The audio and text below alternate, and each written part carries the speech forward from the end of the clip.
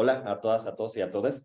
La verdad es que me da mucho gusto y mucha alegría poder estar aquí porque eh, pues sé que en esta facultad y todo lo que ustedes están estudiando está súper relacionado con temas de desigualdad en el acceso a la vivienda, pero ustedes me podrán decir mejor, la colega profesora me podrá decir mucho mejor, pero muchas veces en las facultades de arquitectura, en los programas de estudio de urbanismo, se mira este tema desde ciertas dimensiones y desde ciertas perspectivas que de cierta manera ignoran procesos súper profundos de desigualdad, de acaparamiento, de especulación, que vamos a estar hablando ahorita, que están relacionados, sí, desde una perspectiva más urbanista y de arquitectura, pero también se tiene que ver de una manera multidisciplinaria. Está relacionado también con economía, está también relacionado con verlo desde una perspectiva de sociología, de poder. Aquí lo que voy a tratar de venderles la idea es que hablemos esto también desde una perspectiva incluso de lucha de clases, ¿no? Entonces, pues me alegra mucho que podamos estar aquí juntos para poder platicar de esto. Y bueno, ya lo decía ahorita, miren. Bueno, entonces yo soy Max, ya agradezco mucho por la presentación de ahorita. Y miren, acá en este código QR está la presentación que voy a estar haciendo el día de hoy, por si alguien la quiere descargar. Creo que alguien, ahorita me llegó una notificación de que alguien había intentado hace ratito y se había olvidado abrir los permisos a que se pudiera descargar. Ya se puede descargar y ver y lo que sea, ¿no? Y bueno, justo yo vengo de parte traigo como tres cachuchas siempre, la de Gatitos contra la Desigualdad, la del instituto que hicimos y un observatorio de desigualdades que está basado en la Universidad de Guadalajara y que acabamos de crear hace poco. Entonces, ¿dónde dejé? Miren, la idea del día de hoy es, déjenle doy clic aquí. La idea del día de hoy es que estemos hablando básicamente de 4 puntos, que voy a tratar de darles la mayor profundidad posible a los 4. También va a depender mucho de cómo vayamos avanzando con el tiempo. Pero, digamos, básicamente, lo primero que me interesa que veamos y que reflexionemos son estas narrativas que hay respecto a la posibilidad de acceder a la vivienda, sobre todo para las personas jóvenes, ¿no?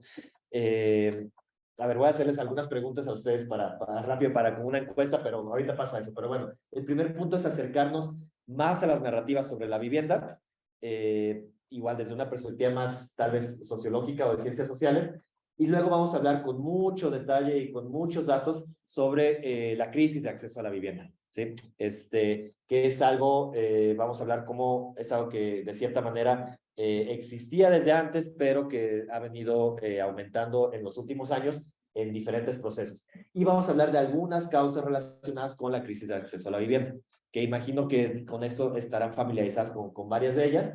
Y bueno, por último vamos a hablar justo de políticas que pueden regular este tema y de justo lo que mencionaban ahorita de los movimientos sociales. Hay falta una S, de los movimientos sociales que están relacionados. Ayer di esta conferencia también en la FES Acatlán y me detuve mucho en estas partes y le di muy poco tiempo a esto, entonces espero poder equilibrarlo un poco más el día de hoy.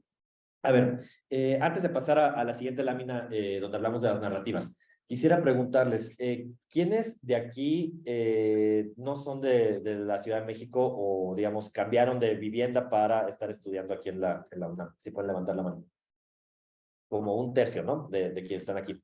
Bueno, ustedes seguramente tal vez rentan. Ahora levanten la mano todas las personas que rentan una vivienda, digamos, no, si su familia, o sea, si están con su familia nuclear y rentan, eso es otro tema, pero digamos que viven solos, con roomies y rentan una vivienda. Si pueden levantar la mano. Ok, también es un porcentaje, aunque no es un porcentaje tan alto como había imaginado, y eso claramente tiene una raíz en que está muy caro poder rentar y más poder rentar cerca de la UNAM. Pero bueno, ahorita hablaremos de eso. ¿Quiénes para llegar aquí hacen más de 1 hora en transporte público, como sea? Ok, la mayoría, ¿no? ¿Más de 2 horas, alguien? Sí, algunas personas todavía. Ok. Si ustedes pudieran, ¿vivirían más cerca de aquí de la universidad? Sí. A ver, esa es otra pregunta. Que levante la mano. ¿Quiénes si pudieran, vivirían más cerca de la universidad. Sí, pues casi todos, ¿no? Ok, muy bien. Bueno, muchas personas les van a decir, tío, ahorita tal vez ustedes si están más cerca de los 18 años, 20 años, a lo mejor no van a recibir tanto esto, pero personas que se acercan más a los 30, por ejemplo, si no tienen casa, van a empezar a recibir comentarios, ya sea por la familia o en general por la sociedad, lo van a ver en los medios de comunicación, en las redes sociales, que seguramente no tienen casa porque no han querido ahorrar, que seguramente no tienen casa porque no han hecho una buena gestión financiera o porque no se han atrevido a embaucarse con una hipoteca y, digamos, huyen a las responsabilidades. Todo esto que estoy diciendo son, déjenle bajo un poquito, son narrativas que efectivamente se mueven en diferentes lados. Van a encontrar muchos artículos como este que dice, jóvenes mexicanos prefieren viajar en lugar de comprar una casa. Y hay otros, por ejemplo, este es más bien uno de Estados Unidos que dice, los jóvenes prefieren comprar cafés de Starbucks que comprarse una casa, ¿no? Yo la verdad no consumo café de Starbucks, ¿pero alguien sabe cuánto cuesta un café de Starbucks más o menos? ¿Cuánto? Como 70 pesos. ¿Como cuántos cafés de Starbucks equivaldrían para comprar un departamento aquí en la Romero de Terreros o aquí en Copilco? Pues como unos 500,000, ¿no? Algo así. Entonces, si consumes un café de Starbucks diario por unos 10,000 años, por unos 1,000 años, pues tal vez te alcance. Si dejas de consumir un café de Starbucks por unos 1,000 años, tal vez te alcanzaría para comprarte una vivienda, ¿no? Entonces, más o menos así es la lógica de los artículos que comparten esto, ¿no? Esto tiene mucho que ver justo con el trabajo que hacemos en Gatitos contra la Desigualdad, que es criticar estas narrativas meritocráticas. ¿Sí han oído la palabra meritocracia? Es una palabra que refiere a una sociedad en la cual se rige por los méritos, ¿sí? Entonces, las personas que tienen más mérito, que tienen más esfuerzo, más talento, etcétera, son las personas que ocupan los estratos más altos. Y por el contrario, las personas que son más, lo voy a entrecomillar obviamente, flojas, que no quieren trabajar, que no se esfuerzan o que no tienen talentos, son las personas más pobres de la sociedad, ¿no? Se supone, según la sociedad, que vivimos en una sociedad meritocrática. ¿Ustedes creen que vivimos en una sociedad donde los más ricos son más ricos por su talento y su esfuerzo y los más pobres son justos? ¿No? ¿Perdón? Creo que eso es por herencia. Es por herencia, ¿no? En gran medida la riqueza. O, por ejemplo, hablando de viviendas, pues personas que heredan un departamento y que ya con eso, o que heredan 2 departamentos, viven en uno y rentan otro, ¿no? Como el meme. Bueno, el tema es que estas narrativas meritocráticas, que son muy comunes en la sociedad y en la sociedad mexicana, digamos, en gran medida por estar cerca de Estados Unidos, en gran medida por las décadas de neoliberalismo y demás, son especialmente fuertes estas narrativas meritocráticas. Lo que hacen es justo movilizar ciertos argumentos que tratan de legitimar la desigualdad, ¿sí? O sea, si ustedes se llegan en algún momento a quejar porque justo hay, ahorita hablaremos de eso, hay un Mr. W en Airbnb que posee 200 viviendas y las está rentando las 200 viviendas en Airbnb, que si estamos hablando que en la Ciudad de México el promedio del precio de la vivienda es como 3 millones de pesos, pues es casi dueño de 1,000 millones de pesos, ¿no? Que es una cosa impresionante. Si nos quejamos de eso, de esa desigualdad, la primera contraargumento contra las narrativas, digamos, que critican la desigualdad, es que pues cada quien tiene lo que merece, ¿sí? Y que vivimos en una meritocracia y entonces, pues si tú no tienes vivienda es porque no te has esforzado, o vemos a Salinas Pliego decir que si alguien se queja por la desigualdad, se tendría que quejar más bien porque su papá no trabajó y el papá de Salinas Pliego sí trabajó, ¿no? Y justo decíamos en una publicación de Gatitos contra la Desigualdad que pues el papá no necesariamente porque el papá había heredado Electra y luego el abuelo no necesariamente porque el abuelo había heredado Salinas y Rocha y luego el bisabuelo no necesariamente porque ¿qué estamos hablando aquí ya? El tatarabuelo venía de Inglaterra y había invertido en unos molinos en San Luis Potosí, no sé qué más. Así nos podemos llevar la historia con cada uno de los multimillonarios, ¿no? Pero el tema es que vamos a encontrar siempre estas narrativas que nos dicen que cada quien tiene lo que merece, ¿sí? Y si no tenemos una vivienda, si no nos alcanza para una vivienda, es porque efectivamente no hacemos el necesario esfuerzo, ¿no?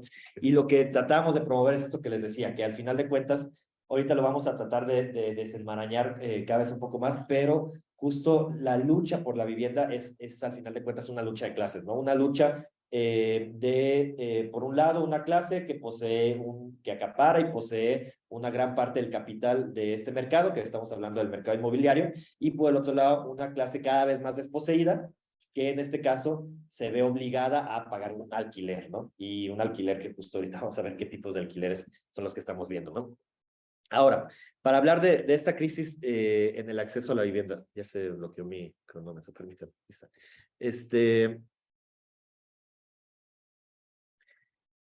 Miren, hay muchas maneras de ver cómo estamos cada vez más en una crisis de acceso a la vivienda. Lo primero que decimos es que para ustedes, para la generación que son ustedes, están viviendo una crisis cada vez más aguda y están viendo, digamos, les es cada vez más difícil acceder a una vivienda, ya sea por renta o por compra, frente a lo que me tocó a mí cuando yo estaba en la universidad y hace 12 años, 15 años, y frente a lo que le tocó a nuestros papás, sus papás, sus mamás, y lo que les tocó a las otras generaciones, ¿no? Esto es algo que cada vez se va agudizando mucho más.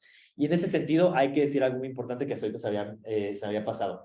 Cada vez se cumple más el derecho a la vivienda, y esto es muy importante, digamos, la vivienda es un derecho, ¿sí? Y en tanto que es un derecho al cual mayoritariamente se accede vía el mercado, tenemos que hablar de cómo como sociedad vamos a regular el mercado para que se pueda cumplir este derecho. Porque, ¿qué significa que sea un derecho? Significa que todos podemos acceder a eso o deberíamos acceder a eso y el Estado además debería garantizarnos el acceso a esto, ¿sí? A la vivienda. Y pues no sé qué opinan ustedes. ¿Ustedes creen que de cierta manera el Estado le garantiza el acceso a la vivienda a todas las personas? No. No, ¿verdad? No necesariamente al menos. Miren, siempre que hablamos de crisis de vivienda, o me ha tocado que hacer una observación que es muy importante.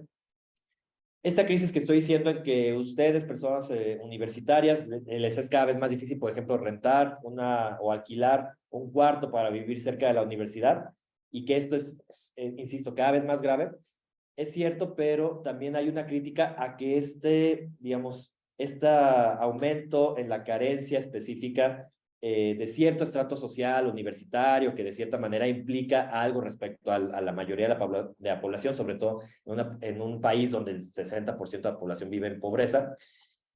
Me dicen también que hay que hablar de otro tema que estaba ahí, que es el rezago habitacional, que no sé si ustedes conozcan esto, pero digamos es las personas que sí son propietarias de vivienda, pero que son viviendas que tienen muchas carencias, ¿no?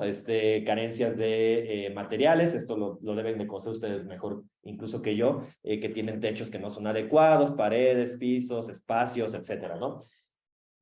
Parece que es algo obvio, pero es bien importante decirlo. O sea, en México, una de cada 4 personas o una de cada 4 viviendas presenta este déficit de vivienda, este rezago habitacional, ¿no? Y según ciertos estándares, cuando nos vamos con los estándares de la OCDE, no es una de cada 4, sino una de cada 3.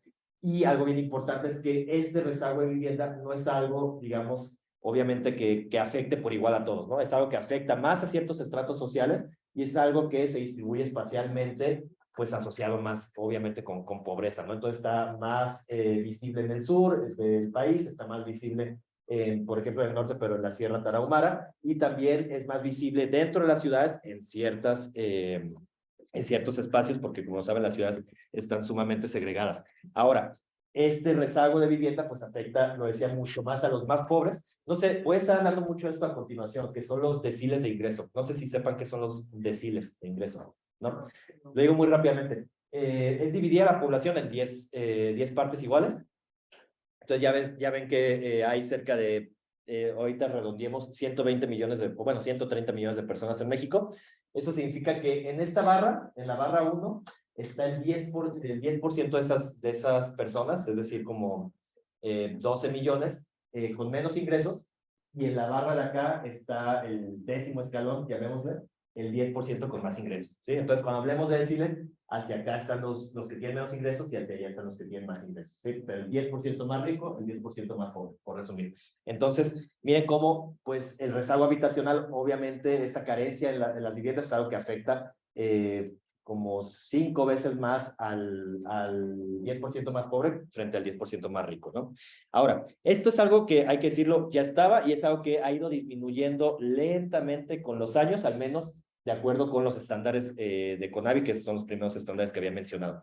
Ahora, lo que sí está aumentando es el tema de, digamos, del acceso a la vivienda, ya sea por propiedad o por alquiler. Me voy a ir un poco más rápido aquí, pero el tema es, por ejemplo, esto es el porcentaje de personas que tienen acceso, que son propietarias de la vivienda, de una vivienda, en cuanto son jefes o jefas de hogar. Si ustedes viven con su familia nuclear, pues, digamos, no entrarían aquí, pero si viven solas o si son madres, padres de familia, ustedes entrarían aquí como jefes, jefas de hogar, ¿sí? Y entonces lo que vemos es que para las personas jóvenes, es decir, de 30 para atrás, básicamente menos de una de cada 4 personas son propietarias, ¿no? Aun cuando son jefas o jefes de hogar. Entonces, como vemos, es un problema, el tema del acceso a la propiedad es un tema que afecta mucho más a los más jóvenes y no tanto a las personas, digamos, con mayor edad, ¿no? Ahora, la barra, digo, la línea roja y la línea azul tienen una diferencia y es que la azul es para mujeres y la roja es para hombres, ¿sí? Entonces, como se pueden dar cuenta, pues es un problema que también afecta particularmente o especialmente a las mujeres frente a los hombres, ¿sí? Entonces, por un lado, el tema del acceso a la vivienda y a la propiedad de la vivienda es un tema que afecta más a los jóvenes y afecta más a las mujeres. Ahora, dado que la mayor parte de los jóvenes, dado que cada vez hay más personas que no son propietarias de vivienda, pues la principal forma, opción de acceso a la vivienda es entonces alquilar, ¿no? La otra es que te las presten o la otra es invadir, pues, pero bueno, yo no voy a necesariamente decir que estoy promoviendo eso. Entonces, en términos de alquiler, esta puede que parezca un poco complicada, esta gráfica, pero me parece que muestra muy claramente por qué el problema de la Ciudad de México es particularmente grave. Más este eje lo que muestra es el alquiler sobre los ingresos totales, ¿sí? Es decir, alguien que haya levantado aquí la mano sobre que pagaba renta, pues saca digamos, la división entre cuánto paga de renta, supongamos 5,000 pesos por un cuarto, que qué horrible que 5,000 pesos por un cuarto, pero bueno, eso no estaba ni siquiera cuando yo llegué aquí hace 9 años. 5,000 pesos por un cuarto y que gana o gana porque trabaja o porque tiene beca o porque recibe de su familia, lo que sea, 10,000 pesos, ¿sí? Entonces, la división, 5,000 en 3,000, pues es 50%, ¿no? Ese porcentaje es lo que se ve en este eje, ¿ok? Entonces, ¿cuánto es el alquiler sobre los ingresos totales? Más hacia allá, pues es peor, ¿no? Y en lo que se ve es qué porcentaje de los hogares pagan renta, ¿sí? Y lo que vemos, obviamente, es que hay algunos estados, por ejemplo, hagamos el corte aquí, Jalisco, Baja California, una de las dos es Baja California Sur y se cortó la etiqueta, Quintana Roo, Ciudad de México y Colima, son estados donde más del 20% de los hogares pagan alquiler, ¿sí? Están rentando una vivienda. Pero hay estados, esto es de 2018 y seguro cambió y empeoró para 2020, pero en 2018, en promedio, por ejemplo, en Jalisco, que es donde yo vivo, se pagaba cerca del 13% de tus ingresos en un alquiler, lo cual no necesariamente está tan mal. Digamos, el estándar de la ONU, no sé si alguien lo sepa, cuál es el estándar máximo de la ONU para pagar el porcentaje máximo de alquiler sobre vivienda. Es 30%, según la ONU. O sea, a partir de 30% ya es algo muy preocupante, ¿no? Para que lo piensen en sus propios finanzas personales y no es algo digo, no es algo que uno pueda mover, ¿no? En la Ciudad de México se juntan dos problemas. En la Ciudad de México se une que hay un porcentaje muy alto de hogares que pagan renta y además es un porcentaje muy alto de sus ingresos lo que pagan sobre la renta, ¿sí? Entonces, ¿eso cómo ha venido empeorando? Por ejemplo, para 2018, aquí se corta un poquito la fuente, pero bueno, ahí está. Para 2018, que es la barra negra, ¿se acuerdan que hablamos de los deciles, verdad? El 10% más pobre en la Ciudad de México dedicaba 42% de sus ingresos a pagar el alquiler, ¿sí? Entonces, si ganaban 10,000, 4,200 se iban al alquiler y los 5,800 restantes tenían que servir para sobrevivir, ¿no? El decil 1 no gana 10,000 pesos, es un ejemplo para hacer las matemáticas muy fáciles, pero gana muchísimo menos. Bueno, era 42%, ya era algo muy preocupante, pero entre 2018 y 2020 empeoró de tal manera este tema que pasó, por ejemplo, el 10% más pobre de pagar ese 42% a 51%, ¿sí? Entonces, estos hogares que pagan alquiler dedican la mitad de sus ingresos a pagar el alquiler, o dicho de otra manera, el casero se queda con la mitad de los ingresos de estos hogares, que son los hogares más vulnerables en la ciudad, ¿no? Esto, por ejemplo, va disminuyendo y bueno, sí hay personas en el decil 10 que pagan renta, pero en promedio pagan entre 7 y 8% de sus ingresos para renta, ¿no? Entonces, no se oye algo tan complicado, ¿no? En ese sentido, pero el mayor problema lo tenemos justo por acá, ¿no? Ahora, me brinco rápido este ejemplo, pero salió un estudio en el que relacionaban los salarios de las ciudades con el alquiler que se pagaba en las ciudades, ¿sí? Y por ejemplo, en Guadalajara, Jalisco, en 2016, digamos, un salario promedio, más bien 52% de un salario promedio se tenía que usar para pagar una renta promedio en la ciudad, ¿sí? Y luego pasó en 2020, según este estudio, a 102%. O sea, suena raro, ¿no? Que dedicas 102% de tu salario a pagar la renta, ¿no? Lo que pasa es que más bien las personas que trabajan en la ciudad de Guadalajara no necesariamente viven en la ciudad de Guadalajara, que es algo que se refleja muy claramente y que yo sé que les hace sentido en zonas metropolitanas tan grandes como en la Ciudad de México, ¿no? En el Valle de México. Digamos, los salarios en la Ciudad de México no alcanzan para vivir en la Ciudad de México, lo cual, de cierta manera, cada vez tiene menos sentido, ¿no? Cuando comenzó, digamos, siempre hay una duda de cuándo comenzó el capitalismo, ¿verdad? Pero la era industrial del capitalismo, pues al menos buscaban que los obreros vivieran cerca del trabajo, aunque los explotaban y aunque les pagaran súper poquito, ¿no?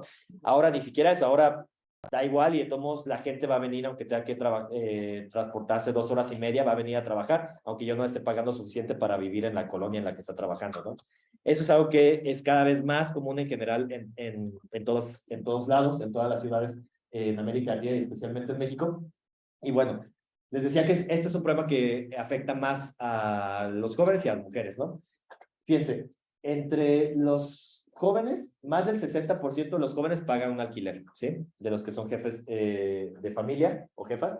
Y entre los mayores de 60 años, solo entre 5 y 8%. Entonces, no necesariamente es un problema tan grande para ellos, pero ok, es un problema que afecta más a las jóvenes, a los jóvenes. Estas dos barras son nacionales, estas dos son Ciudad de México, pero además que afecta más a las mujeres jóvenes. El 80% de las mujeres jóvenes que son jefas de familia pagan un alquiler. Es decir, obviamente, o más bien seguramente no son propietarias de una vivienda, sino no pagarían un alquiler, ¿no?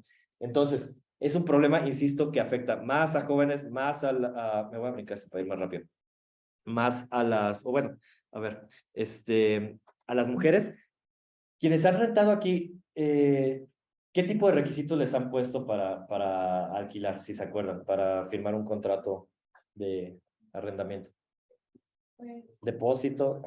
más que nada, como quieres, te dan un depósito más el primer pago de renta del mes y te dan como un cierto tiempo, por ejemplo, el contrato de 1 año, 2 años, dependiendo de eso, y pues las reglas del lugar, ¿no? Pero realmente es como de, solamente tú no puedes hacer ruido, no puedes hacer esto, Por ejemplo, también les ha tocado que les pidan más de un depósito a alguien, ¿sí?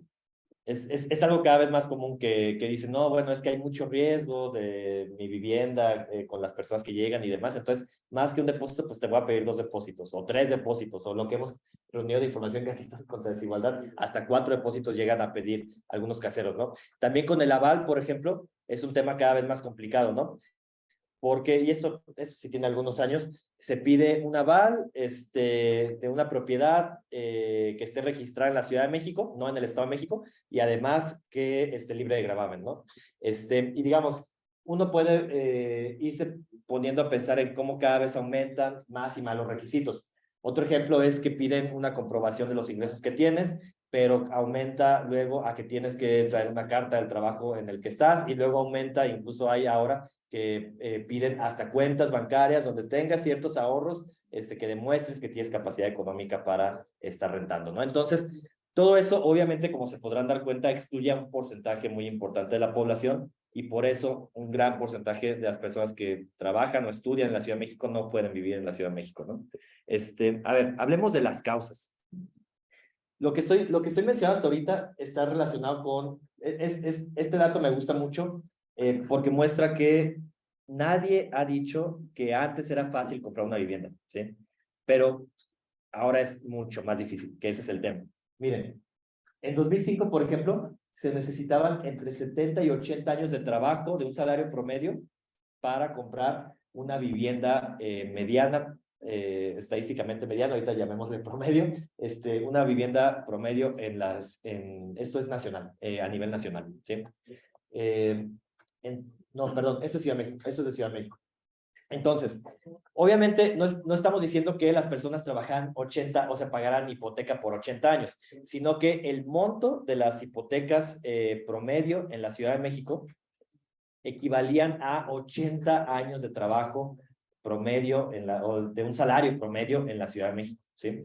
Lo que termina pasando es que los salarios promedios no terminan comprando viviendas promedio y eso en términos de mercado y de economía es muy raro y ahorita hablaremos de eso. Pero, ok, nadie decía que fuera fácil en 2005 comprar una vivienda, pero fíjense cómo en solo 17 años, de 2005 a 2022, aumentó de que tenías que dedicar 80 años de trabajo de un salario promedio a comprar una vivienda promedio a 120 años, ¿sí? Insisto, no era fácil antes porque seguramente van a encontrar a el tío, la tía, el familiar agrio que les va a decir, no, es que siempre ha sido difícil comprar una vivienda, ustedes no se quejen, es algo que siempre ha pasado, ¿no? O sea, sí era difícil, pero ahora es mucho más difícil, ese es el tema. Y ahora la cosa es, ¿qué está detrás de que sea mucho más difícil? Voy a hablar súper rápido, porque ¿cuánto tiempo llevamos? Ok. De estos 8 procesos que están detrás de esta problemática del acceso a la vivienda, ¿sí? Aquí está muy larga la lista, pero los vamos a ir viendo poco a poco, pero son 8, que no se les olviden, ¿va? El primero es el aumento de los precios de las viviendas, que ahorita vamos a tratar de desenmarañar también por qué están aumentando los precios de las viviendas, pero, digamos, de la mano de la disminución de los salarios, ¿sí? O sea, si hay una razón por la cual es más difícil comprar una vivienda ahora que hace 17 años, es porque solo en 17 años el precio de las viviendas aumentó 44% por encima de la inflación. Eso es bien importante, por encima de la inflación. Y esto es en México. Ahorita tengo una gráfica de la Ciudad de México, pero esto es en todo el país. Y los salarios bajaron 24% quitando la inflación, ¿sí? O sea, si ustedes saben que la inflación hace que cada vez el salario valga menos, ¿no? Entonces, a menos de que aumenten su salario por encima de la inflación, lo que normalmente no pasa. Bueno, pues lo que pasó en estos 17 años es que perdió 24% del poder adquisitivo ese salario y al mismo tiempo aumentó 44% las viviendas por encima de la inflación. Esto significa que sin quitar la inflación, aumentó un 99% el precio de las viviendas solo en 17 años, ¿sí? Entonces, otra vez, si estando en este punto era difícil comprar una vivienda, ahora imagínense en este punto donde además los salarios son más bajos y además las viviendas son mucho más caras, ¿no? Ahora, eso en la Ciudad de México es todavía mucho más grave. Quitando la inflación, ha aumentado 65% el precio de las viviendas solo en 17 años. Cuando no quitamos la inflación, se oye mucho más grave. Ha aumentado 290% el precio de las viviendas promedio en la Ciudad de México, otra vez sin quitar la inflación, ¿no? En todos estos años. Y además, esto es de verdad una crisis que no entiendo cómo no es más escandalosa. En 17 años, perdió casi la mitad del poder adquisitivo el salario promedio en la Ciudad de México, ¿sí?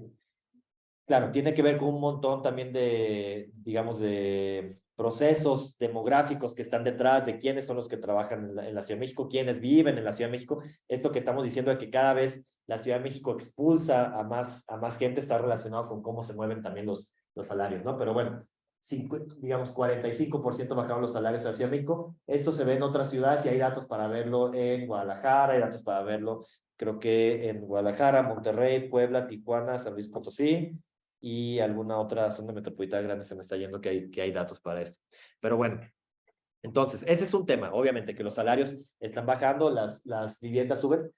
Otro tema es que el Estado básicamente abandonó cualquier responsabilidad al respecto, ¿sí? O sea, a ver, ahorita vamos a hablar un poco más de eso, pero si yo les preguntaba a ustedes, ¿qué hace el gobierno para garantizar el acceso a la vivienda en el país? ¿Qué responderían ustedes? O el gobierno de la Ciudad de México, en la Ciudad de México, no sé. Brindar crédito. Brindar créditos, que justo de eso vamos a hablar ahorita. ¿Qué más? Además de brindar créditos. Otorgar subsidios, sí. Ay, pero no vi quién habló. Sí. ¿Qué más? Que los materiales también incluye chequeos que les dan láminas. Ok, también, sí. ¿Alguna otra? Si se fijan, es difícil pensar en las cosas que hace el gobierno para garantizar acceso a vivienda, pero esas que dicen son muy importantes. Y es importante ver cómo han avanzado, ¿no? Digamos, garantizar o bueno, apoyar o dar acceso a créditos. Miren, lo primero es una cosa antes. Cómo las personas que son propietarias en el país, cómo adquirieron su vivienda. El 24% de la población que es propietaria compró su vivienda y el 45% construyó una vivienda. Entonces, de ahí que también esto que decían de dar materiales o de dar subsidios para que puedan construir una vivienda es muy importante. Ahora, en el tema del acceso a los créditos, primero que nada, solo el 21% de la población está afiliada al Infonavit, ¿sí? Que es el principal programa de acceso a créditos. También está Fobiste y otros sistemas de seguridad social que son mucho más chiquitos, como el de Pemex y el de los militares, pero es menos del 1%, ¿no? Pero solo 1 de cada 5 personas están afiliadas al Infonavit y además esto es algo que se mueve, digamos que está muy asociado según estrato social, porque el decil 1, otra vez se acuerda del decil 1, el 10% más pobre, de ahí solo 3 de cada 100 personas tienen Infonavit. Entonces casi nadie tiene Infonavit entre los hogares más pobres, ¿no? Ahora, ese porcentaje bajo de personas que tienen acceso a Infonavit implica que solamente 12% de las personas propietarias compraron su vivienda vía un crédito al Infonavit, ¿sí? Entonces, obviamente el Infonavit es súper importante, pero pues solamente 12% de las compras, bueno, de las personas que tienen una propiedad lo hicieron por Infonavit, entonces claramente es de cierta manera insuficiente, ¿no? Me voy a brincar esta que muestra varios de estos datos por, ¿cómo se llama? Por estrato social o por deciles. Ahora, otro proceso que es muy importante en esto es el acaparamiento. Y esto, iba a poner la fuente, bueno, la fuente es Catillas contra Desigualdad, pues, pero iba a poner el link al tweet, pero se me olvidó. Pero si no, lo agrego y luego lo vuelven a checar si quieren. Esa es una publicación que sacamos cuando estaba empezando la pandemia, en marzo del 2020. Y lo que nos pusimos a analizar era ¿quién se queda con las rentas de poner en alquiler una casa? ¿Sí? Y de ahí viene mucho lo que nosotros mencionamos, de que esto es al final de cuentas se reduce en gran medida a una lucha de clases, ¿no? Porque, fíjense, hay una idea generalizada, cuando uno se pone a hablar de esos temas en redes sociales, no falta la persona que dice, tú quieres controlar los precios de las rentas, pero vas a afectar a la abuelita que vive en situación de pobreza y que tiene un depa extra y que lo pone en renta y vive de esas rentas, ¿no?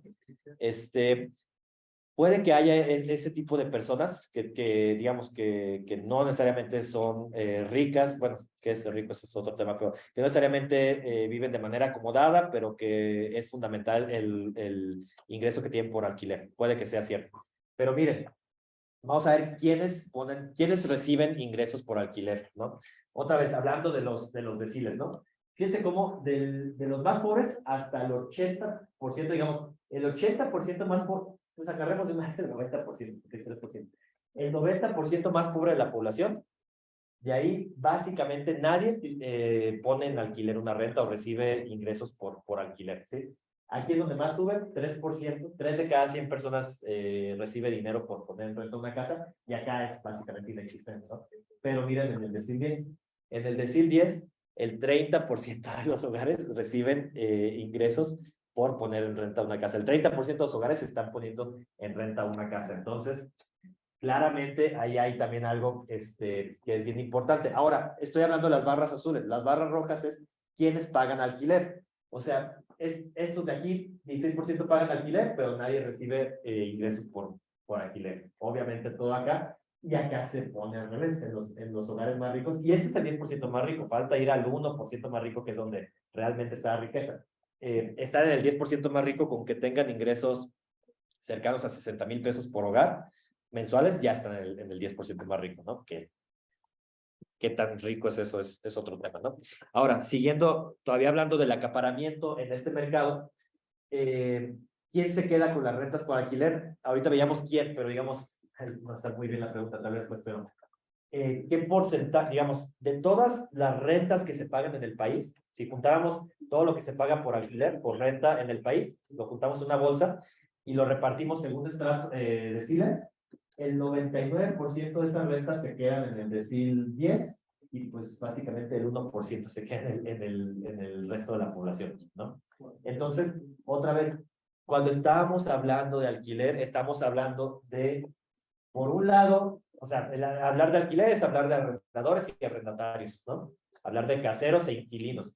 Los inquilinos son todos estos de acá, son el 90% de la población en gran medida, y los caseros están sobre todo aquí, ¿no? Entonces, otra vez, es difícil que hablemos de estos temas sin hablar pues de desigualdad, ¿no?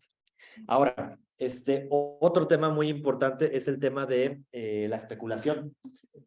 Y seguro han escuchado especulación, burbuja inmobiliaria, todos estos procesos que están detrás de lo que está pasando con la vivienda. A ver, voy a hacerles una pregunta que refiere a esto. A ver qué piensan ustedes. Si ustedes, así, con todo el esfuerzo del mundo, compraran un departamento para ponerlo en renta, no sé por qué harían eso, pero bueno, para ponerlo en renta, en lugar de vivir ahí, ¿no? Supongamos que ya tienen resuelta su problema de vivienda. Compran un departamento para ponerlo en renta. ¿Tendrían 2 años sin rentar ese departamento? ¿No? ¿Por qué creen que alguien que es dueño de un departamento tendría su departamento sin rentar 2 años? Sin rentar, así, o sea, vacío. Su departamento vacío, desocupado, por 2 años. Y con un letrero además que dice en renta. Porque no necesita esos ingresos. Una es porque no necesita esos ingresos. El costo del departamento. Y que nadie puede acceder a él. Que nadie puede acceder a él. Ese es un tema muy importante porque uno pensaría, a ver, sé que aquí no está estudiando economía, pero seguramente han oído estas como ideas, lugares comunes sobre economía, ¿no? Si el mercado, digamos, el mercado dice que se autoajusta, ¿no? Y entonces, si las personas no les alcanza para pagar, vamos a ponerlo con un ejemplo que no sea viviendas,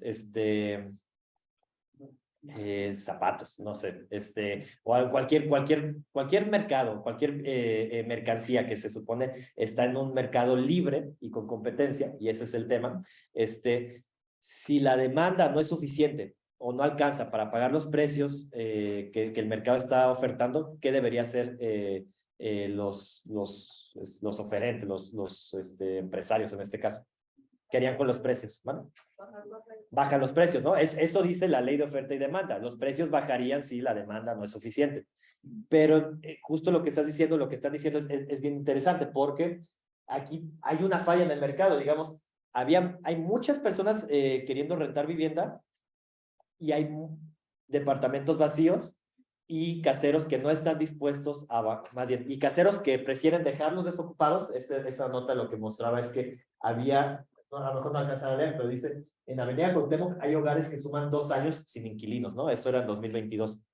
Entonces, hay caseros que prefieren no bajar el precio de sus departamentos en lugar de rentarlos. Y esto efectivamente tiene que ver con algo que en economía le conocemos como especulación con los precios, ¿no? O sea, los mercados no son perfectos, ¿no? Esta idea de que el mercado libre se ajusta solo es una idea ya súper desmentida, ¿no? Y lo que vemos es que mercados donde no hay competencia donde pocas agentes económicos, donde pocas personas acumulan una gran parte del capital disponible, en este caso de las viviendas disponibles, pues van a estar cómodas con no pagar los precios, no bajar los precios del alquiler, ¿no? Es decir, esto, incluso si fuera demostrado, podría ser sujeto de multas por parte de la COFECE, el tema de controlar los precios de los mercados de manera artificial a través de ponerse de acuerdo entre distintos agentes económicos para no bajar los precios o para no subir los salarios, lo que sea. Ahora, el ponerse de acuerdo tal vez es algo mucho más difícil de demostrar. A lo mejor no es que todos los caseros o todos los dueños de las inmobiliarias, dueñas de un gran porcentaje de las viviendas en la Ciudad de México, no es que se junte para ponerse de acuerdo y digan, no hay que bajar el precio, pero lo que sí veíamos es que en lo micro, las personas, los mismos caseros, no estaban dispuestos a bajar su precio. Ahí me tocó, por ejemplo, tal cual, irme a vivir a Guadalajara durante la pandemia, y me acuerdo que estaba platicando el agente de bienes raíces con mi casero, ya que yo estaba entregando el depa, y le dice, oye, está a este precio la vivienda que estamos rentando a Max, ¿no? Lo anunciamos con el mismo precio. Le preguntó el agente de bienes raíces al casero, y le dijo, el mercado está, ¿cómo le dijo? No me acuerdo qué palabra dijo, como que estaba lento, algo así. El mercado está lento ahorita y pues está medio difícil conseguir rentas, ¿no? Porque era abril de 2021, seguía la pandemia, la crisis, etcétera. Y dijo el casero, no, mejor suben unos 2,000 pesos y vamos a esperar unos meses a ver si se renta y luego ya vemos, ¿no? Me tocó volver a Ciudad de México y pasar por mi ex departamento y mínimo duró 1 año y medio sin rentarse, ¿no? Pero es otra vez, las personas dueñas de los departamentos, de las viviendas nuevas que están haciendo la Ciudad de México, están dispuestas a incluso tenerlas vacías con tal de no bajar los precios, ¿sí? Y justo, si tuviera una necesidad inminente de recibir esos ingresos, pues lo bajarían, ¿no? O sea, se ajustarían de alguna manera, pero pues lo que vemos es que claramente no hay una necesidad inminente, ¿no? Entonces, hay un tema que es tal vez mucho más complejo que esto, de explicar en términos de cómo se especula con el mercado de la vivienda, ¿sí? Digamos, hay mucha teoría en economía que le llaman las fallas del mercado, y las fallas del mercado, digamos, de las más comunes es que donde no hay competencia, los agentes económicos que son monopolios o oligopolios es que hay pocas, digamos, como cuando era Televisa y TV Azteca, ¿no? Que eran dos en lugar de una sola empresa, ¿no? Pocas empresas en un mercado. Cuando están muy concentrados, se le dice, cuando son pocas personas las que están dentro de que acaparan una gran parte del capital disponible dentro de este mercado, o de la oferta dentro de este mercado, eso tiende a artificialmente mantener los precios arriba, ¿sí? Y eso es algo que incluso, insisto, está legislado que no debería pasar, ¿no? Y bueno, hay muchas notas, aquí les puse otra nota de cómo había viviendas vacías y no bajaban los precios del alquiler, a pesar de que hubiera bajado el poder adquisitivo, ¿no? Eso nos lleva a hablar de otra cosa que es, suena complicada, pero van a ver que les va a parecer bien familiar ahorita que la explique. El tema de la financiarización de la vivienda, ¿sí? De hecho, hay un documental que les recomiendo mucho que se llama, o sea, está en inglés, es Push, como de empujar o de mover, desplazar, que se estuvo moviendo mucho el año pasado. Se exhibían, pues, ya saben, sobre todo en la Cineteca, en Cine Tonalá y así, no en Cinépolis. Pero bueno, es un documental que mostraba cómo hay un proceso de financiarización a nivel mundial que está haciendo que las personas más pobres dejen de ser propietarias o sean desalojadas de las que rentan, sean desalojadas de los lugares donde viven, y que grandes capitales, por ejemplo, hay una empresa, ¿cómo llamarle? De capital financiero muy conocida a nivel internacional que se llama BlackRock. No sé si han escuchado esa empresa. No sé, luego, dependiendo, ahí me salen muchos anuncios de esto en Instagram y así, pues porque yo les pongo like para tomar esa captura de pantalla y para ponerlos aquí. Entonces, dependiendo de lo que ustedes, su algoritmo seguramente son los anuncios, pero hay anuncios incluso de invierte en BlackRock, etcétera. Bueno, el tema, lo que quiero con la financiarización de la vivienda es que es un movimiento global. Y básicamente, ¿qué significa financiarización de la vivienda? Significa que cada vez la vivienda se usa más para invertir en lugar de para vivir, ¿sí? O sea, se está construyendo vivienda para que alguien llegue e invierta y no para que alguien llegue y viva. Y otra vez, yo insisto, temas de clase. ¿Quiénes son los que más necesitan viviendas para vivir? Los más jóvenes y en términos, digamos, de clase social, en términos de los trabajadores, ¿no? La mayor parte de los trabajadores necesitan, o la mayor parte de las personas que necesitan viviendas para vivir son los trabajadores. ¿Y quiénes creen que son las personas que están solicitando vivienda para invertir? ¿Mande? La clase más alta, ¿no? Los que son, obviamente, dueños de empresas, digamos, los estoy tratando de poner en claves de clase, pero bueno, el tema es que cada vez se construye más vivienda justo para invertir e incluso lo pueden ver con cómo cómo es la publicidad que hay de esta vivienda, ¿sí? Digamos, ponen, construimos este edificio de departamentos y es una oportunidad para tener un depa y para hacer un negocio y rentarlo, ¿no? Invertir en muebles es una apuesta segura, ponen en este blog de viviendas. En nos venden viviendas que cuestan, ¿qué? No, es que eso es lo que sacas al mes. Es igual al año, pero supongamos que cuesta 3 millones y nos dice, te aseguramos que el precio de esta vivienda va a subir 28% en un año, ¿sí? La clave con el problema de que haya viviendas que están pensadas para inversión es que, a ver, supongamos, ¿qué es lo que espera? Voy a repetir varias veces casi la misma palabra. ¿Qué es lo que espera un inversor cuando invierte en una acción o en un activo financiero? ¿Qué está esperando recibir de esta inversión? Más de lo que invirtió, ¿verdad? Normalmente, por ejemplo, en acciones, hablando ahorita sin meternos acá, ¿cómo es que puedes recibir más de lo que invertiste? ¿Qué es lo que tiene que pasar con el activo para que recibas más de lo que invertiste? Tiene que subir el precio, ¿no? Entonces, a lo que quiero ir es, el tema de ver a la vivienda como un activo financiero es que quienes invierten en vivienda están esperando que sí o sí aumente el precio de las viviendas, ¿sí? Incluso existe el mito en México, yo me acuerdo que lo oía de niño, incluso no sé si ustedes lo han oído alguna vez, que siempre es bueno invertir en viviendas porque las viviendas nunca bajan de precio. No, ¿algunas lo han oído, lo han escuchado? ¿Sí? Eso no es necesariamente cierto, o sea, si vivimos en el libre mercado, el precio de las viviendas se determina por la oferta y la demanda, ¿sí? Entonces, si por algo aumenta la oferta lo suficiente o por algo aumenta perdón, si por algo aumenta la oferta o baja la demanda, ¿sí? Pues deberían bajar los precios de las viviendas, ¿sí? Ahorita voy a hablar de algo que pasó en Estados Unidos en eso, pues, pero digamos, el problema de ver a la vivienda como un activo financiero es justo que se espera que siempre suba. Y no solo se espera que siempre suba, se espera que entre más suba, mejor, ¿sí? Y entonces vemos justo estos anuncios que nos dicen, tú invierte en esta vivienda y te aseguro que va a subir 15% este año. O tú invierte en esta vivienda y te aseguro que va a subir 28% este año, ¿sí? Ahora, el tema con que estén subiendo de esta manera tan exagerada los precios, como estábamos viendo hace rato en las gráficas, es que no afecta solamente a los precios de la compra de la vivienda, también afecta a los precios de los alquileres de las viviendas, ¿sí? Entonces, de quienes rentan aquí, ¿les gustaría que suba 38 o 30% la renta al siguiente año? Seguramente no, ¿verdad? Pero hay personas que son dueñas de gran parte del capital o de la oferta dentro del mercado de la vivienda que aseguran que va a seguir subiendo a ese ritmo tan alto la vivienda, ¿no? ¿Y qué pasa entonces? Si yo invertí en una vivienda que esperaba que aumentara 20% en un año, ¿qué pasa si llega la crisis económica y baja la demanda? ¿Qué es lo que termina pasando? Que pues de alguna manera artificial, como desarrollador de vivienda, trato de hacer que sigan aumentando los precios de las viviendas, aunque no se ocupen, ¿sí?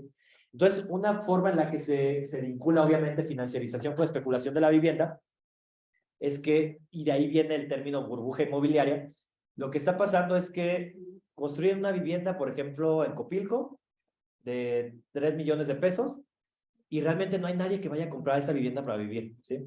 Pero llega un inversor y le dicen, invierte en esa vivienda de 3 millones de pesos porque va a subir 30% en un año, ¿sí? Entonces, alguien, obviamente no yo y tal vez ni Talía ni nadie de quienes están aquí, van a invertir en eso, pero llega alguien, invierte, les cree y dice, ok, entonces te compro esa vivienda y al siguiente año yo voy a vender 30% más alto, ¿no?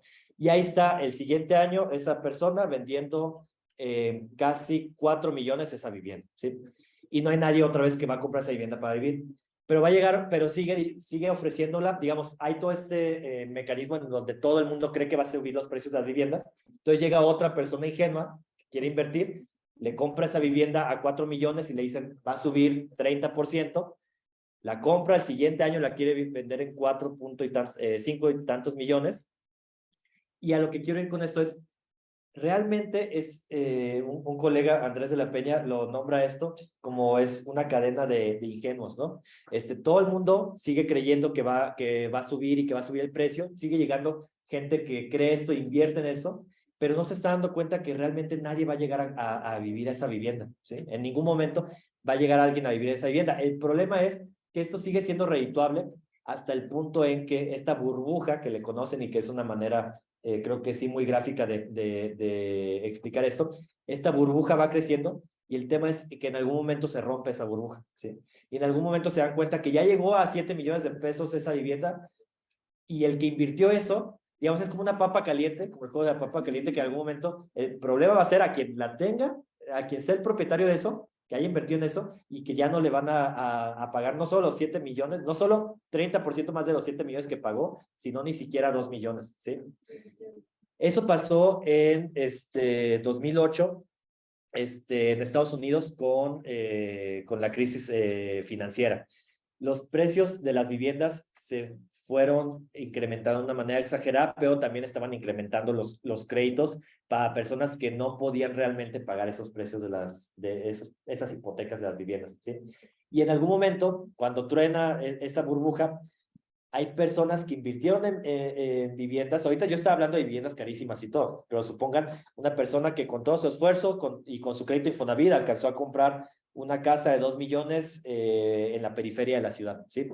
Y de repente se da cuenta que truena la burbuja y su casa no vale 2 millones de pesos, vale 1 millón de pesos, pero esa persona va a estar pagando una hipoteca de 2 millones de pesos por 20 o 30 años, ¿no? Entonces, otra cosa que van a ver mucho en memes que hablan sobre vivienda es que dicen que estamos esperando a que se rompa que truene la burbuja inmobiliaria. Yo creo que es mucho más complejo que eso. O sea, yo sí estoy esperando que bajen los precios de las viviendas o a que dejen al menos de aumentar de una manera tan exagerada, pero el que de verdad haya un rompimiento de la burbuja inmobiliaria que implica una crisis en el mercado inmobiliario puede ser mucho más grave de lo que creemos y no necesariamente nos va a convenir. Pero bueno, financiarización de la vivienda, entonces, es esta idea de que cada vez hay más personas que compran viviendas para rentar, o bueno, para invertir y no para vivir. Les recomiendo, les hablaba mucho de mi colega Andrés de la Peña, que trabaja estos temas. Él hizo este reportaje que se llama La ciudad inhabitable, que es sobre Guadalajara, pero que muestra cómo, miren, tal vez la foto es un poco gráfica cuando les pregunto algo. ¿Notan? ¿Ven algo notorio en esta fotografía de este departamento, de esta torre de departamentos en la ciudad de Guadalajara? ¿Qué ven notorio? ¿Mande? Las luces. Las luces, ¿qué tienen las luces? Que hay pocas luces, ¿no? Digamos, es de noche y hay pocas luces prendidas. Eso es algo que, digamos, ¿cómo decirlo? Una observación que puede parecer muy casual, pero que se puso a analizar Andrés en todo Guadalajara y lo que encontró tanto por ver las luces como por pedir por transparencia recibos de pagos del agua, etcétera, etcétera, por muchas maneras, se dio cuenta que la mayor parte de los nuevos departamentos en la ciudad de Guadalajara, aunque tengan 2 o 3 años, los edificios, aunque tengan 2 o 3 años, están vacíos, ¿sí? Entonces, otra vez tenemos, por algún lado puse un meme que dice, tenemos un montón de casas, o bueno, de viviendas sin gente, o sin personas, y un montón de personas sin vivienda, ¿sí?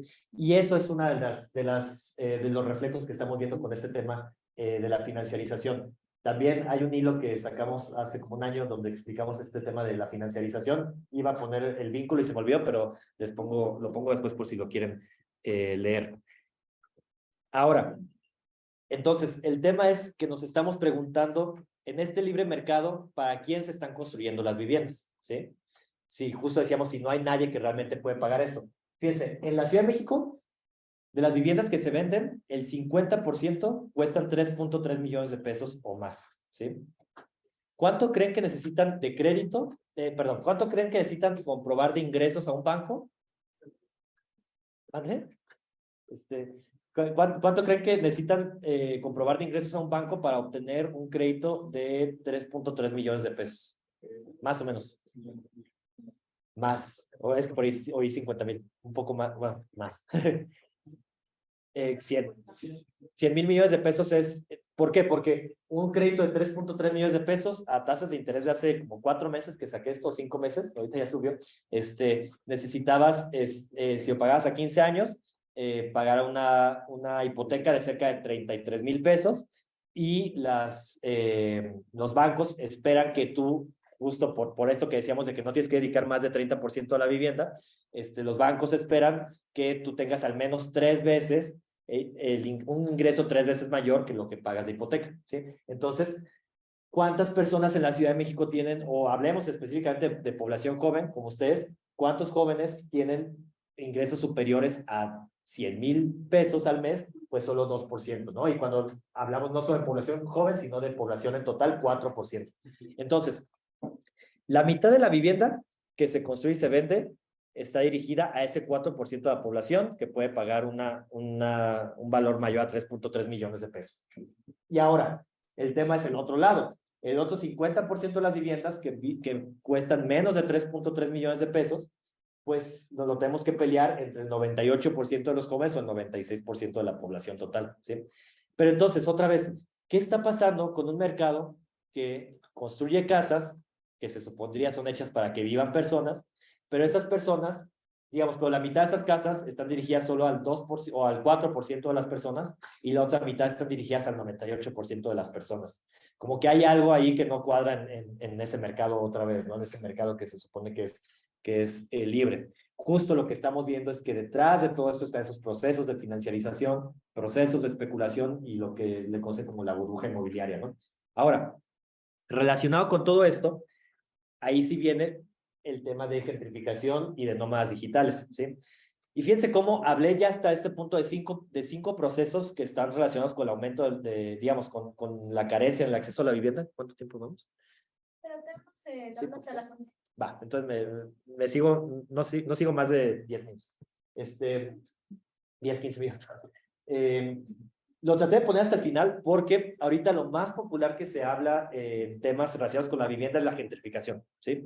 Y seguramente ustedes han escuchado gentrificación así en todos lados, en todos los memes, etcétera, ¿no? Y está bien, o sea, me parece que es importante que se visualicen y se visibilicen estos procesos que sí son, que afectan al final de cuentas. Pero hay un montón de cosas, si se fijan, todo lo que dije hasta ahorita no tenía nada que ver, al menos hasta hace rato, con nómadas digitales y con gentrificación y con Airbnb, ¿sí? Es un proceso importante, ¿no? Y sí lo decía, y hay que verlo, digamos, relacionado con el tema de financiarización está el tema de rentar una vivienda para ponerla en Airbnb, ahí sí. Y ¿quiénes? A ver, ¿ustedes estarían viviendo en un Airbnb en la Ciudad de México? Pues no, ¿verdad? O sea, digamos, las personas que rentan los Airbnb son personas que no viven en la Ciudad de México, ¿no? Que vienen corto plazo, ya sea turistas o término que se hizo muy popular hace 6 meses, que son los nómadas digitales, ¿no? Las personas que vienen de otros países, hay que decirlo, expulsadas, digamos, las personas que trabajan en el Silicon Valley, en Google, que no pueden pagar una renta en San Francisco, y que como no pueden pagar una renta en San Francisco, pues se van a pagar una renta en la Roma, ¿no? Que esa sí la pueden pagar. Y luego veía en las respuestas a unas publicaciones de Gatitos contra la Desigualdad que nos ponían, nosotros, ¿qué país vamos a ir a gentrificar ahora que ya nos gentrificaron Ciudad de México, ¿no? Y bueno, al final de cuentas, sí parece que es algo de cómo pues te van desplazando y te vas moviendo a otros lados. La realidad es que sí, cada vez hay más colonias que se están gentrificando en la Ciudad de México, dado que ya los procesos de gentrificación de la Roma, la Condesa, la Juárez, el centro histórico, el centro de Coyoacán, ya llevan 10, 15 o 20 años, ¿no? Y entonces cada vez hay nuevas colonias que pasa eso, la Escandón, por ejemplo, etcétera, y que eso desplaza, ahorita voy a hablar de desplazamiento, pues, pero va moviendo, o sea, todos nos vamos moviendo como si fuera fichas de dominó, ¿no? Nos van moviendo a todos del lugar. A ver, el tema con Airbnb sí es importante, aunque muchas personas lo tratan de desestimar. Es más importante, obviamente, en ciertas zonas de la ciudad, o sea, obviamente, Tláhuac, Milpalta, Tlalpan, hay muchos menos Airbnbs, pero cuando vemos ciertas zonas de la ciudad, por ejemplo, en la Condesa, cuando uno ve el parque habitacional con el censo de población y lo relaciona con la oferta de Airbnb en la Condesa, vemos que ya 14% de las viviendas en la Condesa están ofertadas en Airbnb, ¿sí? Entonces, hay colonias donde sí es muy importante. Ahora, bueno, a ver, iba a decir otra cosa, pero de tal manera es tan importante que simplemente, por ejemplo, en un año, entre 2022 y 2023, aumentó 26% las viviendas ofertadas en Airbnb. Esto equivale a 5,000 viviendas, ¿sí? Que otra vez es muy importante. Y esto solo Ciudad de México sin meter el Estado de México, ¿no? En lugares como la zona metropolitana de Monterrey aumentó 16% la oferta, en Guadalajara 17%. Ahora, dos notas. Fíjense cómo hasta ahorita estoy empezando a hablar de colonias en específico, ¿sí? Hace rato estamos hablando de cifras de toda la Ciudad de México, ¿sí? Otra cosa que se critica mucho cuando hablamos de estos temas es que nos dicen, el problema es que todos los jóvenes quieren vivir, no es que no puedan acceder los jóvenes a vivienda, sino que todos los jóvenes quieren vivir en la Condesa, ¿no? Y hasta dicen, no, pues vete fuera de la Condesa y vas a poder alcanzar a pagar una vivienda. Lo que estábamos viendo de cómo aumentó 298% el precio de las viviendas en la Ciudad de México en solo 17 años, no es en la Condesa, ¿ok? Es el promedio, de hecho es en la mediana, en toda la Ciudad de México, ¿sí? El problema es que cuando empiezan a subir los precios de la Condesa, eso hace que también luego suban los de la Doctores, y eso hace que luego también suban los de la Álamos, y eso hace que luego también suban los de Iztacalco, y luego también suban los de Iztapalapa, y luego también suban los de Tláhuac, ¿sí? O sea, hay un encadenamiento de los precios en los cuales, pues sí, digamos, ya sea que están desplazando, y son procesos de gentrificación más complejos, que están desplazando a personas que tienen un poder más adquisitivo y que están yendo más cerca de las mal llamadas periferias, porque Iztapalapa, al menos gran parte de Iztapalapa no es una periferia, pero bueno, están desplazando a la población y tienen un poder adquisitivo más alto, o también porque los oferentes ven nuevos lugares donde invertir o donde desarrollar viviendas para ponerlas también en inversión, etcétera. Digamos, es algo relativamente complejo, pero el tema es que el que se concentren los Airbnb solamente en un espacio de la ciudad no significa que solamente va a afectar a ese espacio de la ciudad, pues al final de cuentas, quienes estudian urbanismo recuerdan que la ciudad es un sistema y pues no es que la colonia Roma esté aislada de todo lo demás, ¿no? Ahora, el tema con Airbnb es otra vez, a ver, no sé, ¿alguien sabe cuál fue el origen de Airbnb? ¿Cómo surgió Airbnb? Nunca les ha tocado leer esa historia, antes la movían mucho y ya les da pena, creo.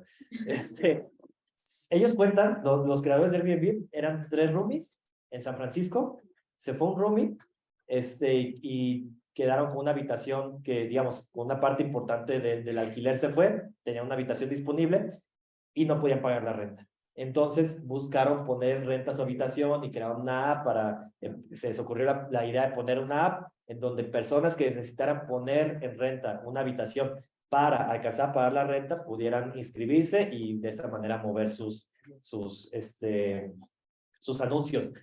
Entonces, curiosamente, surgió Airbnb, o eso dicen, por esta necesidad, o digamos, esta crisis en el acceso a vivienda y esta problemática para pagar el alquiler, y en lo que se ha desarrollado, digamos, ya saben, el capitalismo tomó esto y lo hizo a su manera salvaje, y pues ahora lo que tenemos es, más bien, les decía hace rato, el Mr. W, ¿no? Tenemos en los Airbnb de la Ciudad de México a Mr. W, que tiene 198 departamentos enteros en renta, viviendas enteras, es decir, no es un cuartito que son viviendas enteras, que si lo multiplicamos por 3.3 millones, pues estamos hablando de casi 1,000 millones de pesos en inversiones en vivienda, ¿no? 1,000 millones de pesos es una cosa de verdad. O sea, si 1 millón de pesos es mucho, imagínense 1,000 pesos, 1,000 millones, es una cosa de verdad muy, muy importante. Y el tema aquí entonces es, estamos hablando de que con Airbnb y con este aumento de la renta de corto plazo, estamos hablando también nuevamente de la entrada de grandes capitales que acaparan nuevamente el mercado y que de esa manera pues también están afectando digamos, el libre mercado de los mismos, ¿no? Un problema muy importante es que, por ejemplo, ustedes que son arquitectos, urbanistas, es diferente cómo construir una vivienda que está pensada para una estancia de corto plazo frente a una vivienda para que viva una familia típica. ¿En qué cambia, por ejemplo? ¿En qué podría cambiar? Los espacios, como menos espacios comunes. ¿Alguien dijo de recámaras? ¿Qué? Menos recámaras. ¿Qué más? Cambia las necesidades en general. Entonces, imaginen justo, o más bien, vean ahí reflejado justo el tema de que cada vez están construyendo más departamentos de 30 metros cuadrados, ¿no? O de 25 metros cuadrados. Cuando la familia típica en México, bueno, la Ciudad de México tiene 3.7, 3.6 habitantes, ¿no? Entonces, ¿cómo vas a meter a vivir 3.6 habitantes en 30 metros cuadrados? Pues no lo vas a hacer. ¿Por qué? Porque la idea es básicamente no rentarles a las personas de la Ciudad de México, sino rentarles a otras personas. El tema es que entonces se está construyendo vivienda, otra vez no para las personas que están aquí. Y bueno, ya saben que con el tema de Airbnb, habíamos visto muy desaparecido al Estado y al gobierno en esto, pero aquí se apareció, ¿no? Cuando hicieron su acuerdo con Airbnb, con la UNESCO, para traer, decían, 70,000 nómadas digitales a vivir a la Ciudad de México, que no es nada menor. Ya, muy rápido, estos dos otros procesos que están ahí. El tema de la gentrificación ya lo estamos mencionando. El problema es que, sobre todo, está relacionado con el desplazamiento, ¿no? Entonces, digamos, hay quienes defienden que la gentrificación no necesariamente es mala.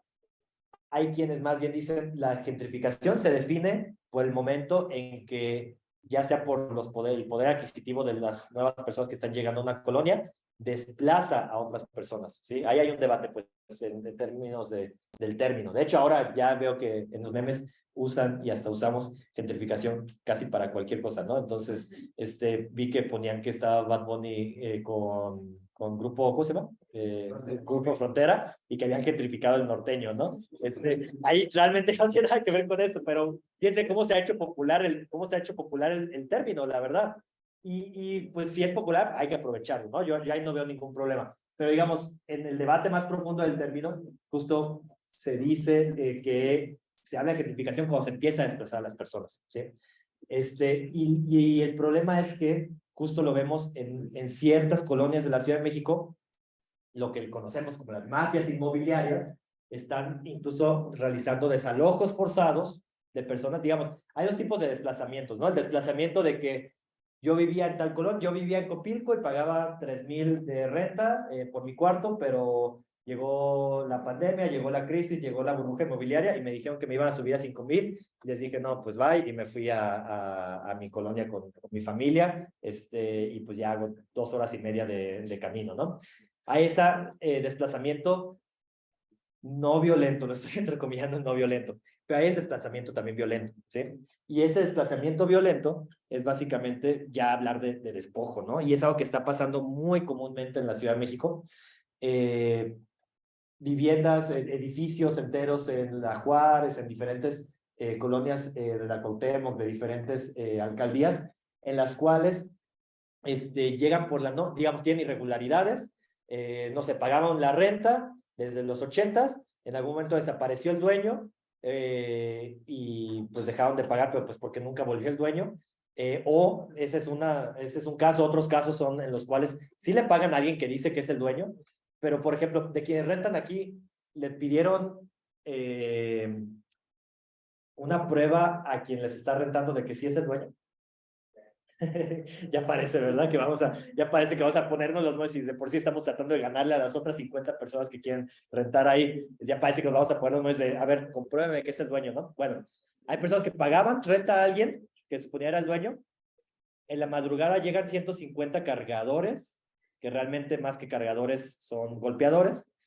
Rompen las puertas, sacan todas las cosas y a veces con una orden de desalojo que dice que esa vivienda ya se ya se vendió y que tienen que desalojar a todos, a veces ni siquiera con órdenes de desalojo, sacan a las personas de manera violenta, les rompen sus cosas, incluso ha habido casos de violencia sexual, y ya luego tumban ese edificio, construyen un edificio de departamentos para Airbnb, ¿sí? Entonces hay también el desalojo violento, el despojo, que es este desalojo violento o forzoso, y que además, no me voy a meter en esos temas porque no me va a dar tiempo, pero hay un tema bien importante en cómo no se regula eso por el gobierno. Digamos, eso que acabo de decir, que lleguen cargadores a la hora que quieran con una orden de desalojo, es legal. El que rompa puertas, y eso obviamente no es legal, bueno, ¿cómo debe de darse un desalojo? Ahí hay todo un vacío, pero digamos, es legal porque es legal que vayan sin policías y que lo hagan con cargadores, y es legal que lo hagan a cualquier hora. Entonces, ahí hay cosas que se podrían hacer mucho mejor en términos de legislación y pues no pasan. Entonces, en resumen de todo esto, el acaparamiento, la especulación, la financiarización, la gentrificación, los nómadas digitales, etcétera, generan esta burbuja inmobiliaria, esta burbuja en los precios de las viviendas, en la cual los precios del mercado, pues justo no realmente están determinados por la oferta y la demanda, ¿no? Y como se ve, aquí claramente estamos hablando de temas de poder y estamos hablando de temas de lucha de clases también, ¿no? Que es algo que no podemos olvidar cuando estamos hablando justo de esto. Miren, les voy a mostrar los títulos de algunas cosas que se pueden hacer en términos de regular todo este tema, de incidir desde el gobierno. No los voy a explicar por tiempo, pero nada más para que les quede en mente y luego con gusto les puedo pasar a través de su profesora, no sé, bibliografía al respecto, algo así de casos que se están haciendo en otros lugares, ¿no?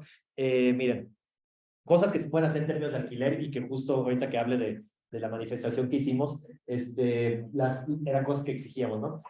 Se pueden hacer programas de alquiler social. ¿Qué quiere decir eso? El Estado funge como garante tanto ante el casero como ante el inquilino. Entonces, el inquilino le paga al casero, a veces hasta con un subsidio, sin todas las presiones, el inquilino le paga al Estado, al gobierno, sin todas las presiones que suelen hacer los caseros o las irregularidades, y el casero le paga el Estado le paga de forma garantizada su renta mes con mes, o a veces hasta un año por adelantado, seis meses por adelantado, al casero.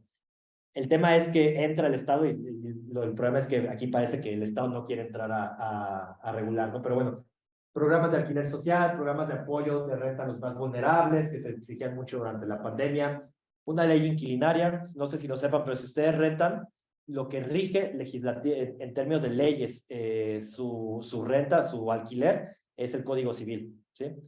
Digamos, se ve como una relación mercantil, más que como una relación donde hay un derecho asociado que es el derecho a la vivienda y que debería de regirse por una ley en particular, ¿no? Entonces, se exige que haya una ley inquilinaria, se exige obviamente detener la ilegalidad de los desalojos, legislar los desalojos, construir vivienda social. ¿Se acuerdan que antes, en los 70s, el Infonavit construía vivienda social? No necesariamente era la mejor, bueno, nos podemos poner a reflexionar eso con más detalle, pero construir vivienda social es algo que abandonó el Estado. La Ciudad de México hizo algo, que es esto de la Ciudad del Bienestar, donde estaba la ciudad perdida, que es un ejemplo muy pequeño de ejemplos que se puede hacer, pero ahora vi unas noticias de que también tenía problemas estructurales ahí en la Ciudad del Bienestar, que ya está habitada, entonces que se haga bien también, ¿no? Obviamente. En temas de oferta y compra de vivienda, pues, digamos, ahí podría hablarse de lo que existe en muchos países, que es un control a los precios de las rentas, topes a los precios de las rentas, el embargo de las rentas mientras había una crisis económica, es decir, que se permita que dejen de pagar las rentas para quienes no necesitan al menos vivir esas rentas, impuestos a las viviendas vacías. En muchos países, si una vivienda tienes vacía más de cierto tiempo, te empieza a cobrar un impuesto extra.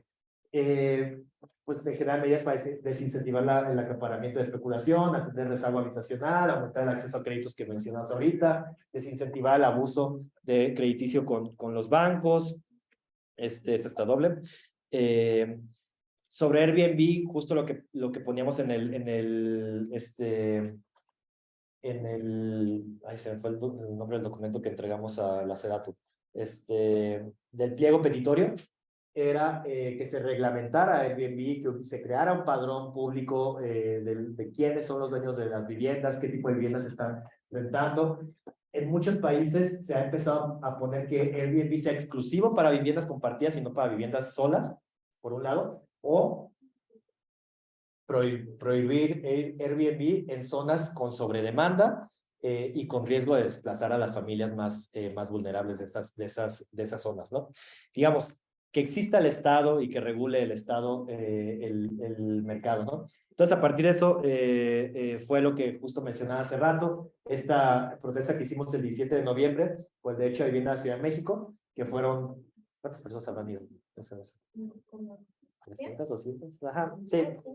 Un par de centenas de personas que fueron a manifestarse, que llevaban justo sus carteles de sin vivienda no hay sueños, no hay libertad, menos vivienda para invertir y más vivienda para vivir, etcétera. Y que bueno, justo yo creo que lo que, miren, aquí está, obviamente está muy chiquito y no pensaba que no leyeran, pero para que sepan que existe o lo pueden leer si descargan de su computadora, o acá pueden firmar, ese es el pliego petitorio, o acá pueden firmar todavía el pliego petitorio que estamos recibiendo firmas. La vamos a dejar abierto para que sigamos juntando firmas.